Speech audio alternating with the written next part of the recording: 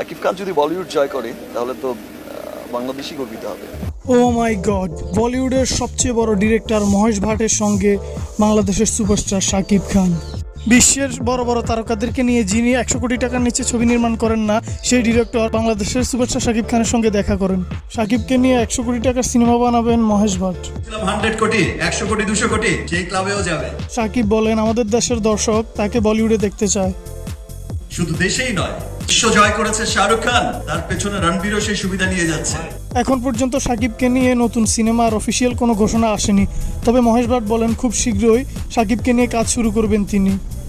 শাকিবের এই সফলতার জন্য টলিউডের অনেক অভিনেতা তাকে অভিনন্দন এবং শুভকামনা জানায়। শাকিব বাংলাদেশে বড় স্টার। অ্যাজ আ পার্সন আমি শাকিবকে মিট করেছি আগেও, শাকিবকে আমার বেশ ভালো লাগে, শুভেচ্ছাই থাকবে ওর প্রতি। তিনি বলেছেন একদিন বিশ্ব জয় করবেন, সেটাই তিনি করে দেখিয়েছেন। খুব শীঘ্রই তাকে বলিউডের বড় পর্দায় দেখা যাবে।